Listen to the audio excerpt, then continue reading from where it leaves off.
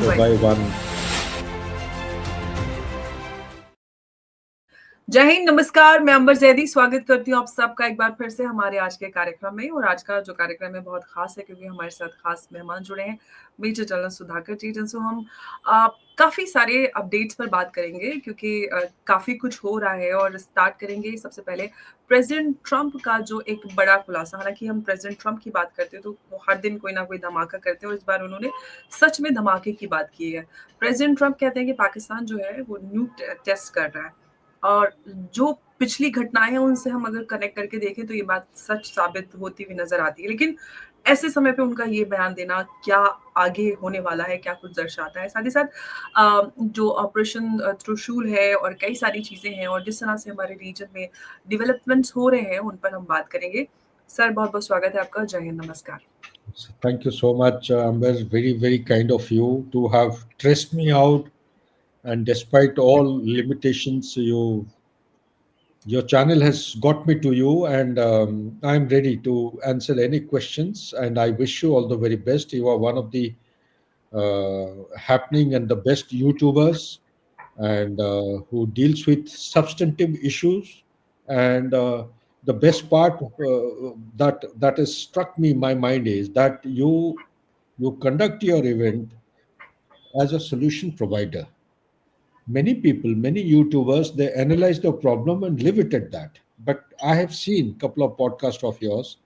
You always try to bring out to a conclusive end, which is doable and implementable by the government of India. So that's the best part of your podcast. Wish you all the very best. Thank you so much, sir. I'm grateful for the compliment. It's especially coming from you. Thank you so much, sir. Yeah. Sir, सबसे पहले president Trump की बात करते हैं। उन्होंने CBS interview में एक बार फिर से धमाका किया। हालांकि उनकी आदत है हर दिन कुछ ना कुछ लिखते बोलते हैं तो धमाकेदार खबर बन जाती है। सर, अब आगे अगर हम पाकिस्तान की बात करते हैं, अगर पाकिस्तान में अगर न्यूक टेस्ट होते हैं या कुछ भी उसके पास जो भी पावर है वो तो चाइना और यूएस बैक ही है। तो ऐसे में प्रेसिडेंट ट्रंप आकर बोलते हैं कि वो ऐसा कर रहा है, हमको भी करना चाहिए। और साथ ही साथ वो नॉर्थ कोरिया का भी एग्जांपल देते हैं। सो ओवरऑल इससे क्या कुछ समझने की आवश्यकता है हमें, क्या कुछ आगे होने वाला है? Good question, Amber. This is fantastic. I must compliment you. इसको समझने के लिए हमें थोड़ा सा we must let loose our mind and see as to what are the connecting dots and join the dots. So time को मद्देनजर रखते हुए मैं ज़्यादा पीछे नहीं ले जाना चाहता हूं, लेकिन चंद एक पॉइंट्स में हाईलाइट करना चाहता हूं कि Donald Trump he has come back to power 2.0 second time के लिए। और इनका जो मुद्दा है अमेरिका फर्स्ट या मेक अमेरिका फर्स्ट अगेन और ग्रेट अगेन, इनका ये मुद्दा है। इलेक्शन कैंपेनिंग में था और ये भी ग्रेट अगेन, क्योंकि वो ग्रेट नहीं है। That is we have to understand in simplistic manner. Great किस लिए नहीं है? क्योंकि उसका इकोनॉमिक स्टेटस आज के दिन में अमेरिका का है $37 ट्रिलियन का डेट है। इसका जो कॉमन जो व्यूअर्स है समझने के लिए, $37 ट्रिलियन का जो डेट होता है एनुअली, उनका जो इंटरेस्ट देना पड़ता है वो होता है 1 ट्रिलियन की करीब करीब। प्लस उसके बाद बी जो एग्रीमेंट जो उनका जो लेजिस्लेचर में पास हुआ है, एक लॉ पास हुआ है, उसके मुताबिक $5 ट्रिलियन उनको खर्चा करना है। और भी ये भी एक किस्म का ये डेट की तरफ जोड़ जाता है। तो अगर उसको जोड़ेंगे 42 ट्रिलियन हो जाता है। तो ये पहले 123% डेट टू जीडीपी रेशियो होता था। अभी मेरे अनुमान के मुताबिक ये बढ़ के 127 या 128% डेट टू जीडीपी रेशियो। और एक प्रोग्रेसिव कंट्री दो किस्म के होते हैं, एक है डेवलपिंग कंट्री या लीस्ट डेवलप, दूसरा है जो डेवलप्ड नेशन है। तो इनका जो है कोई भी रेशियो आप लेते हैं ये बहुत मात्रा में आगे है, तो बहुत गहरा डेट में है। इसको वो सर्विसिंग करना बहुत मुश्किल होता है। मैं इसलिए highlight and started with economic point mainly because आप भूलिएगा मत, अमेरिका का जो स्टेट का नॉर्मल रूटीन गवर्नेंस के लिए $6 ट्रिलियन एक साल में चाहिए। इनका रेवेन्यू जनरेशन होता है 4 ट्रिलियन। 2 ट्रिलियन की कमी इधर है। 1 ट्रिलियन का ऊपर जो आपको मैंने बताया जो इंटरेस्ट सर्विसिंग, 3 ट्रिलियन कहाँ से लाओगे आज के दिन? कब तक, कहाँ तक आप प्रिंट करते रहोगे? इसके अलावा अभी हम 21st सेंचुरी में ये विषय के ऊपर चर्चा कर रहे हैं। 21st सेंचुरी में उससे पहले कोल्ड वॉर 1.0 जो हम अनुमान लगाते हैं कि 1991 के आसपास जो सोवियत यूनियन डिसइंटीग्रेट हुआ था, उसके बाद यूनिपोलैरिटी शुरू हुई थी। यूनिपोलैरिटी का जो रूप, रंग और जो सक्षम है, ये हमें देखने में नहीं मिला। जहां जहां पे यूनिपोलर यानी कि सुपर पावर कदम रखा, उधर किसी भी तरह वो कोई जीत की सिग्नेचर वो दिखा नहीं पाए। वो हार के आए हैं, बॉडी बैग्स के साथ आए हैं। उनका डोमेस्टिक कॉन्स्टिट्यूएंसी ये पूछ रहा है, आप दूसरों देशों की लड़ाई क्यों लड़ने जाते हो? हमारा खुद का देश अभी इधर आग लगी हुई है, इधर गन कल्चर को आप बंद नहीं कर सकते हो। कॉस्ट ऑफ लिविंग बढ़ती जा रही है, इन्फ्लेशन बढ़ रहा है, डेट बढ़ रहा है, इमिग्रेशन का प्रॉब्लम है। आपका फेंटेनाइल जो ड्रग्स है, ये चाइना में मैन्युफैक्चर्ड होके कोलंबिया और वेनेजुएला और पता नहीं कहां कहां से, मेक्सिको से अंदर आ रहे हैं। चाइना का इन्फिल्ट्रेशन और पेनिट्रेशन इतना मात्रा में बढ़ गया है। आप बड़े बड़े सिटी सेंटर में देखेंगे चाइना टाउन खुल गया है। वहां पे एक नया पॉलिसी स्टार्ट हो गया है कि किस the island of convenience. What is the meaning of island of convenience? Island of उसका मीनिंग ये है कि हर चाइना टाउन के पास जो कैंप है, चाइना कैंप, वहां पे हैंड चाइनीज जाके बसते हैं और लोकल वीमेन से शादी करते हैं। ये मोरक्को में डेमोग्राफिक प्रोफाइल चेंज होने लगा है, फ्रांस में हो रहा है, जर्मनी में हो रहा है, यूके में देखिए किस तरफ हो रहा है। तो और धीरे धीरे complete Europe is getting changed over from left to right wing वाला ये डायमेंशन देखने में आए हैं। तो इससे क्या होता है कि not only the demography, the culture also undergo change. So ऐसा हालत में सब लोग प्रेशर डाले हैं डोनाल्ड ट्रंप के ऊपर कि भाई आप कुछ कम करके दिखाओ। ये तो था सिर्फ इकोनॉमी। मैं आपको बता रहा हूं टेक्नोलॉजी के बारे में बात करिए। 2003 टू 2007 जो क्रिटिकल मिनरल्स होते हैं या क्रिटिकल टेक्नोलॉजी 64 आइटम होते हैं। 64 में से अमेरिका लीड करता था 61। अच्छा, वही लिस्ट आप लेके अभी देखते हैं 2025 में China has overtaken. China is having dominance in the rare earth element more than 90% all over the world. 60% is actually production, 80% is processing. और जब आप रेयर अर्थ एलिमेंट का उसके उसके बोलते हैं upstream, mid stream and downstream, ये तीनों सेगमेंट में उसका माइनिंग, उसका एक्सट्रैक्शन, उसका प्रोसेसिंग, उसका प्रोडक्शन होता है। मशीन दो अलग अलग किस्म के होते हैं, हार्ड वेराइटी, सॉफ्ट वेराइटी। आप ऐसा एक मिनरल का नाम मैं बताऊंगा कि न्यूनोडियम जो है, इसके बिना आपका F-35 फ्लाई नहीं कर सकता है, टेस्ला गाड़ी आप चल नहीं सकती है, और डाटा सेंटर में लाइट नहीं हो सकती है। इस किस्म का ये है। गैलियम, जर्मेनियम, न्यूक्लियर रिएक्टर, आपका जो इंफ्रारेड जो फ्लेयर्स है, इंफ्रारेड सेंसर्स, फ्लेयर्स, आपके जो ammunition, missile, stealth technology, 5G, 6G, internet, कोई भी चीज, रोबोटिक्स, आर्टिफिशियल इंटेलिजेंस, कोई भी चीज आप बताते हैं, अगर आज के दिन में क्या है, लिथियम एनर्जी सेवर। हाँ, ये दो आइटम आपको बताऊंगा, गैलियम एंड जर्मेनियम। ये किस में यूज होते हैं? ये इलेक्ट्रिक व्हीकल का जो बैटरी बनता है, ये दोनों चीजें अगर नहीं होंगे बन नहीं सकते। एक ग्राफाइट ब्लॉक होता है। ये सारे चीजों में चाइना डोमिनेट करके रखा है, ओवरटेक कर लिया है पूरा एकदम हर चीज में। ऐसा हालत में अगर टैरिफ की लड़ाई करते रहोगे तो वो कहीं it will not take you to any position of advantage. That is all I am saying. So therefore Donald Trump wants to achieve a lot of things which his predecessors have neglected. He wants to prove and wants to use this particular 4 years tenure to make America great again. कौन कौन सी चीज में वो great कर सकता है? आप देखो ना, government shutdown more than 30 days, क्या हो रहा है? लोग, उनको तनख्वाह नहीं मिल रहा है, एयरपोर्ट्स क्लोज्ड है, flights are cancelled, air traffic control is not working. किस किस चीज को, जो चीज को थोड़ा short term, medium term, long term में लगाना चाहिए, उसको अगर ओवरनाइट करने की कोशिश करेंगे, उससे क्या होता है? टर्बुलेंस होता है। टर्बुलेंस से ह्यूमन रिसोर्स जो है दे गेट डिसइल्यूजन, डिससैटिस्फैक्शन होता है।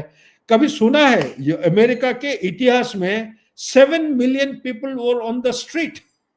7 मिलियन, ये थोड़े दिन पहले स्ट्राइक कर रहे थे ट्रंप के खिलाफ। इस किस्म का कभी हुआ है चुनौती?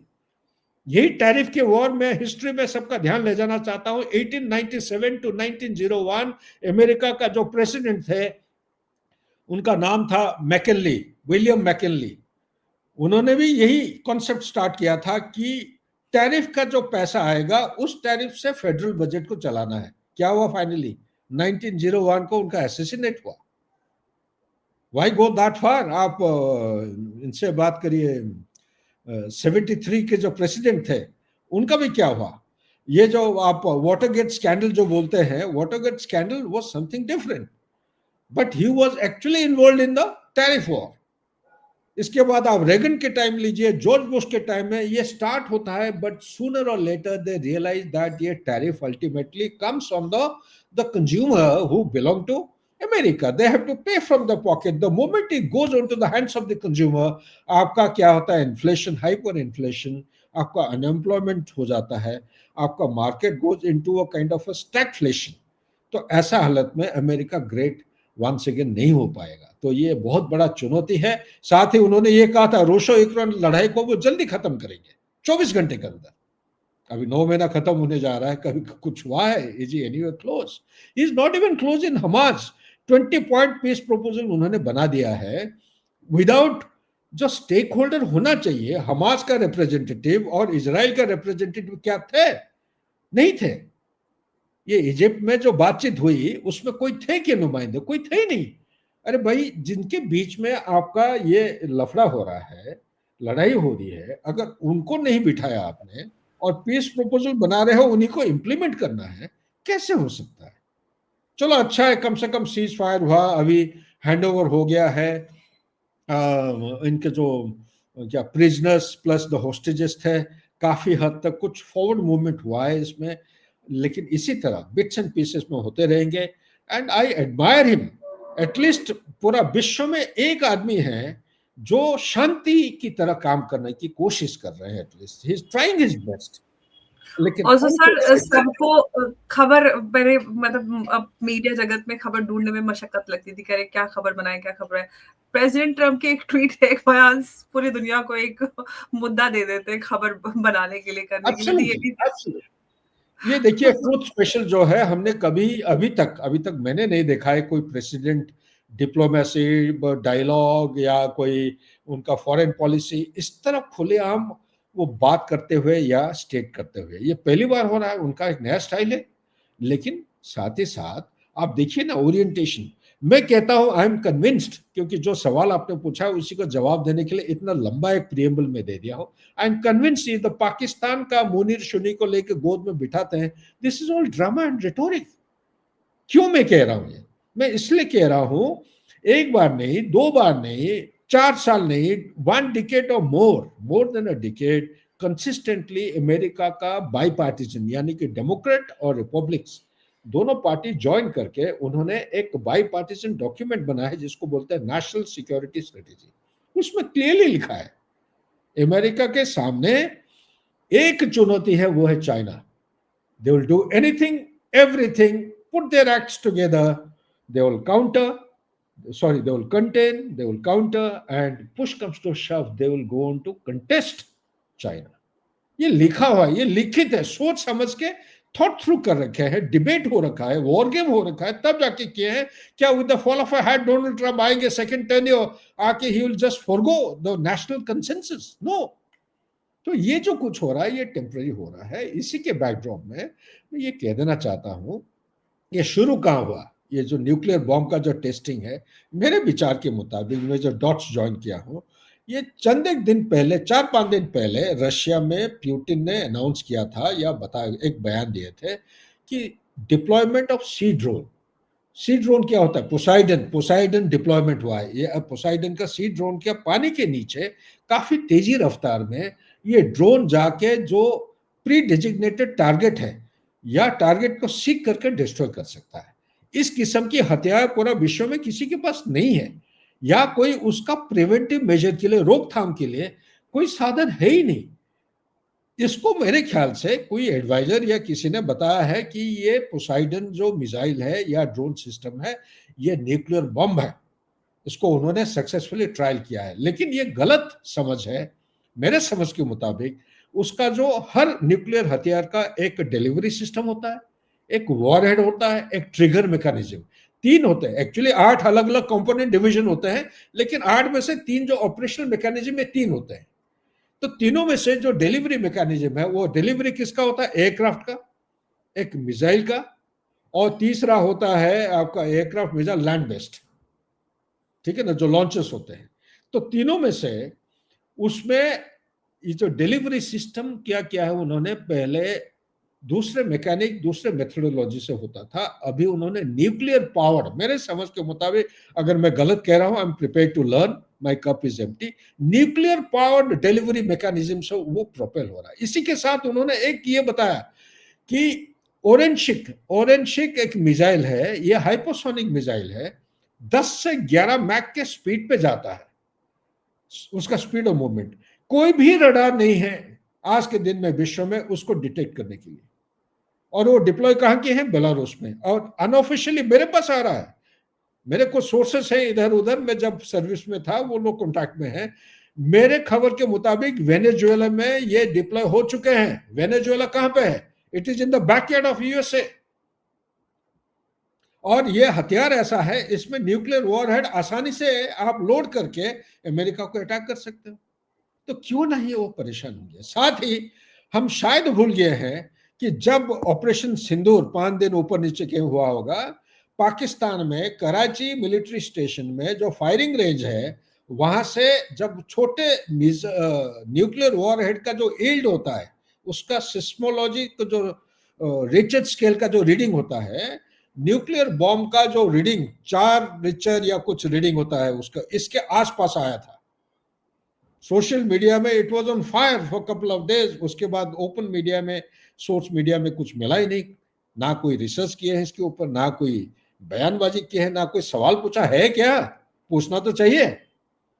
सिर्फ वहीं पे नहीं, चाइना का भी 2-3 बार हो चुका है, रशिया का भी हुआ है टेस्ट एंड ट्रायल, और मैं यहां तक किसी को मैं स्पेकुलेटिव नहीं कहना चाहता हूं, 11 जून को जब हमला हो रहा था, USA was attacking the nuclear installation in Iran, social media में, आप तो खुद ही जर्नलिस्ट हैं, आप खुद ही पढ़े होंगे, कोई कोई जगह उन्होंने काफी गहरा डिटेल दिया था, ईरान में भी एक न्यूक्लियर बॉम्ब का रिसर्च स्किल का जो रीडिंग है ये भी सामने आया था। तो क्या है ये, why hasn't the world asked this? So on this background, जो सीटीबीटी है, कॉम्प्रिहेंसिव टेस्ट बैन ट्रीटी, ये 1996 को अडॉप्ट किया गया था, अभी तक इसको फोर्स, मतलब it is not entered into the force उसका, क्योंकि जो की स्टेट मेंबर्स हैं, 44 मेंबर हैं, उसको इसको रेटिफाई नहीं किए हैं। उसका जो सेंट्रल या की कंपोनेंट को कहा जाता है इंटरनेशनल मॉनिटरिंग सिस्टम या आईएमएस, उसका काम है to detect any nuclear explosion world wide. अच्छा, रेटिफिकेशन के लिए ये 44 में से जो साइन किए हैं, इजिप्ट, ईरान, इजराइल, रशिया और यूएस साइन किए हैं, लेकिन रेटिफाई नहीं किए हैं। और जो साइन नहीं किए हैं और रेटिफाई नहीं किए हैं, 9 देश हैं, India, North Korea, Pakistan are the main countries. आप अगर जाएंगे सीटीबीटी गूगल करके, उसमें एनेक्सर 2 आता है, उसमें 44 देशों का नाम लिखा है, कौन कौन साइन किए हैं, कौन कौन साइन नहीं किए हैं, कौन कौन रेटिफाई किए हैं, कौन नहीं किया। अभी तो कोई भी रेटिफाई मेरे समझ के मुताबिक किया नहीं है। तो अगर नहीं किया है, मतलब may God bless all of us, for 33 years America has maintained tacit moratorium on conduct of testing of nuclear bombs, और ये कह रहे हैं कि पाकिस्तान चुपचाप करते आ रहा है। तो पाकिस्तान चुपचाप कैसे करेगा? 2007 को अपना ध्यान ले लीजिए, जब मुशर्रफ साहब प्रेसिडेंट थे, तो यही 9/11 के बाद अमेरिका घूम रहे थे पूरा एकदम, अलकायदा का किसने ये किया है, उनको मिला नहीं था ओसामा बिन लादेन, उनको डर ये था कि कहीं ये जो मिसाइल्स है, न्यूक्लियर बॉम्ब, इनके हाथ में ना आ जाए, वो अमेरिका को डिस्ट्रॉय ना कर दे। मुशर्रफ को जोर जबरदस्ती करके उसको कब्जे में लेना चाह रहे थे, मुशर्रफ ने मना किया। इसलिए कल परसों मेरे ख्याल से 3-4 दिन पहले आया था एक रिपोर्ट कि 100,000 या some million dollars were given, Pakistan was bought nuclear Arsenal. काफी हद तक सही है, मैं कह रहा हूं। आप किताब अगर एक पढ़ेंगे, no exit from Pakistan, Daniel Markey का किताब है, बहुत बढ़िया तरीके से लिखा उन्होंने कि चाहे कितना भी रिश्ता खराब हो जाए, अमेरिका पाकिस्तान को किसी भी हालत में छोड़ नहीं सकता है। जियो स्ट्रेटेजिक इंपॉर्टेंस है ही है, लेकिन एक पहलू है ये न्यूक्लियर बॉम्ब्स, और कितने हैं? 170 है। आउट ऑफ 170 उनके पास न्यूक्लियर टैक्टिकल वेपन जो है वो है 30 to 40। ये किस लिए बनाया? ये इसलिए बनाया क्योंकि कारगिल कमेटी के बाद जो सुब्रमण्यम कमेटी हुआ था हिंदुस्तान में, और सर उन्होंने आर्सेनिक की साथ-साथ मटेरियल भी तो है जिससे अब आगे फर्दर डेवलप किया जा सकता करेक्ट, है। कर सकते हैं वो, कर सकते हैं। और वो सुब्रमण्यम कमेटी के दौरान ये निकला था कि भारत को कोल्ड स्टार्ट डॉक्ट्रिन रखना निहाती आवश्यक है, क्योंकि जो हमने ऑपरेशन पराक्रम के दौरान जो हमने ट्राई किया था वो अभी कामयाब नहीं होगा, क्योंकि स्ट्राइक फॉर्मेशन इतना दूर दूर से मोबिलाइज होकर जब बॉर्डर में आके पहुंचते हैं तब तक विंडो ऑफ अपॉर्चुनिटी 7 से 8 दिन इनिशियली होता है, उसके बाद दुश्मन पूरा अलर्ट हो जाता है, आपके पास सरप्राइज और डिसेप्शन बरकरार करना बहुत मुश्किल होता है। तो इसीलिए छोटे छोटे फॉर्मेशन, बड़े बड़े फॉर्मेशन को छोटे छोटे तोड़ के बॉर्डर के पास उनका बिलेटिंग फैसिलिटी हो गया है।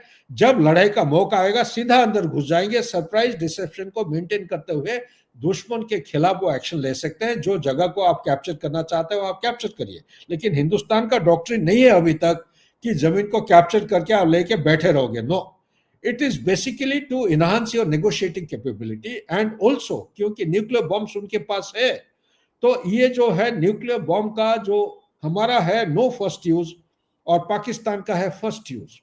इसका मतलब उनको अगर पता चल जाता है, 4 चीजें हैं उनको। लेफ्टिनेंट जनरल किदवई साहब हैं, अहमद किदवई, खालिद अहमद किदवई साहब हैं लेफ्टिनेंट जनरल। वो डीजी जैसे हमारा स्ट्रेटेजिक फोर्स के कमांडर होते हैं, उनका भी एक स्ट्रेटेजिक फोर्स कमांडर थे। उन्होंने दिया है, उनके डॉक्ट्रिन में कहीं नहीं लिखा है ये। उनका टाइम टू टाइम लेक्चर जो लेते हैं वो 4 रेड लाइन बता रखे हैं। कोई अगर जमीन उनका कब्जा हो जाता है, number 2 massive destruction of the arm forces, number 3 political destabilisation, और नंबर 4 इकोनॉमिक स्ट्रैंगुलेशन। 4 चीजें उन्होंने टाइम टू टाइम बयान दिए हैं, काफी सारे किताब में आएंगे अगर आप ज्वाइन द डॉट करोगे। और साथ अभी भी आप दे दीजिए ये जो इंडस वाटर ट्रीटी का जो एबेंस हेल्ड इन एबेंस, इस किस्म की ये पानी 94% of dependence on Indus water.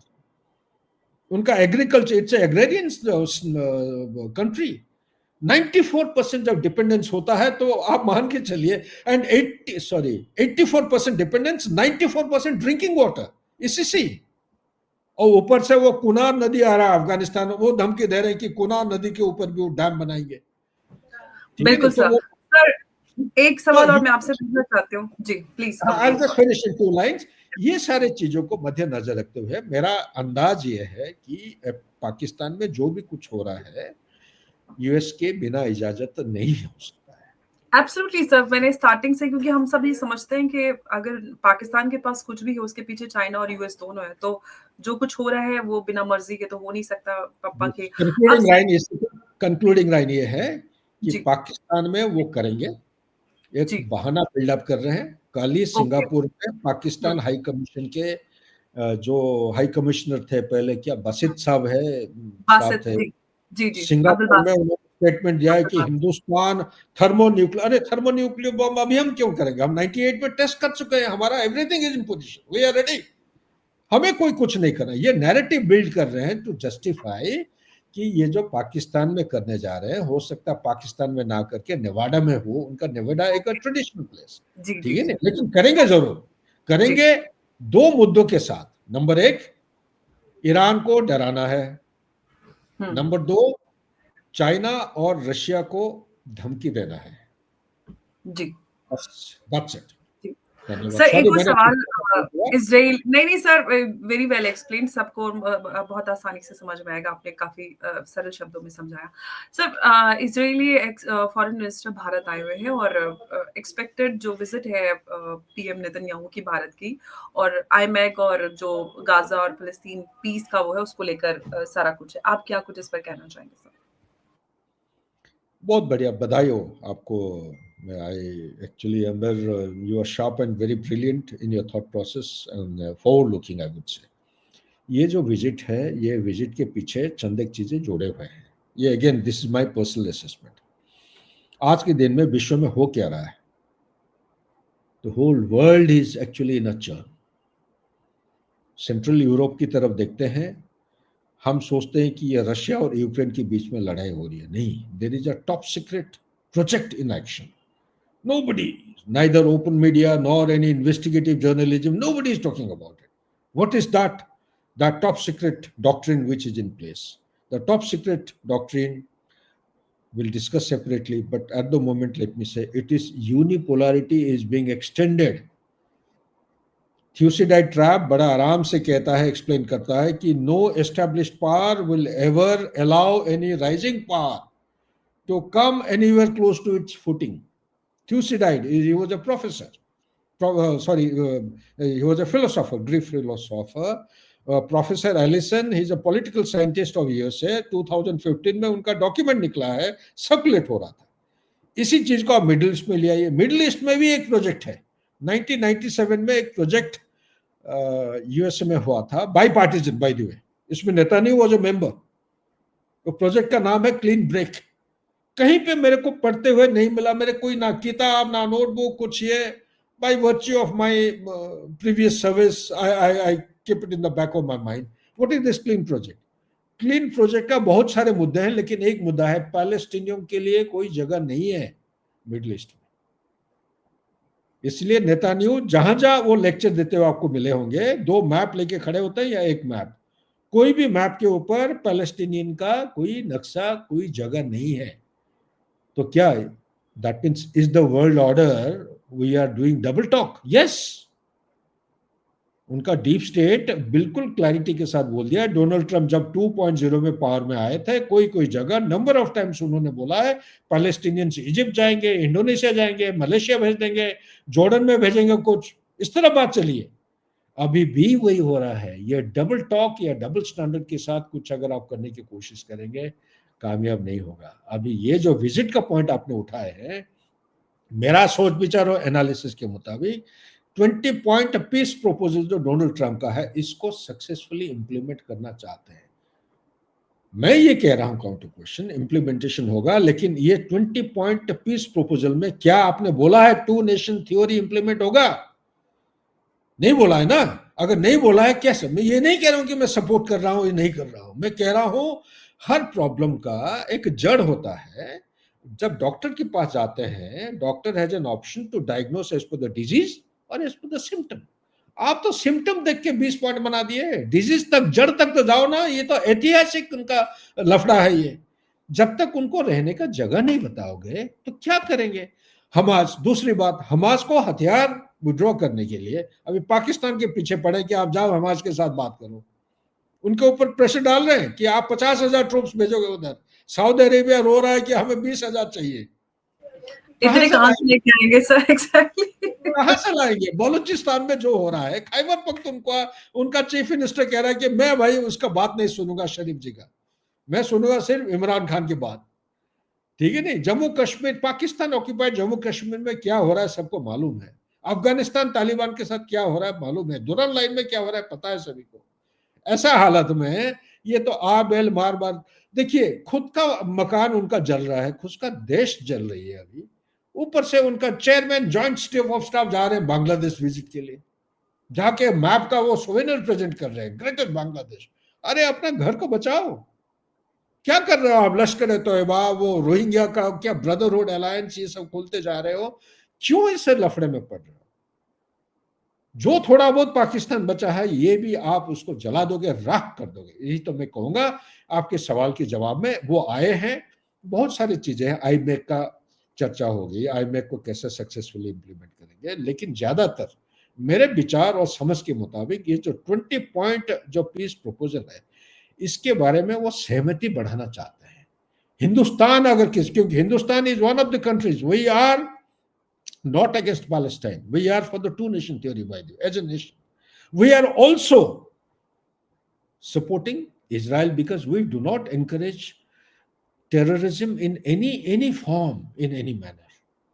We don't accept that. So on one hand, जो हमास ने किया 7 अक्टूबर 2023 को, ये actually it was not accepted. You can't in 21st century, have this kind of. But then मैं हमेशा हर चैनल में ये बोलता हूँ, there is a cause, there is an effect. हर चीज का कोई ना कोई एक कारण होता है, रीजन होता है. क्यों किया उन्होंने? क्या इजरायली फोर्सेस जो formidable force in the world है, उनके नाक के नीचे 25 मिनट का कितना 6:30 से लेके 6:55 तक 25 मिनट का कंप्लीट इलेक्ट्रोमैग्नेटिक स्पेक्ट्रम को ब्लैकआउट किया है.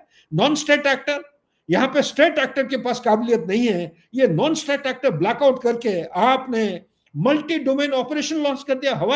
हवा से कर रहे हैं, जहाजों से कर रहे हैं, जमीन से कर रहे हैं चारों तरफ, और 15 से 28 किलोमीटर अंदर, वो भी किसको, ये इन्हीं को, आईडीएफ के जो वेटरन्स है वो भी सोल्जरिंग बंदूक के साथ घूमते रहते हैं। बिल्कुल इससे सर, ये सबसे बड़ा सरप्राइज एलिमेंट इसमें था ये कि जो कैसे चीज हुआ पॉसिबल है, है, जो दुनिया की सबसे तोप आप फौज मानी जाती है और उनकी इंटेलिजेंस, यहाँ पे सब कुछ फेलियर नजर आया।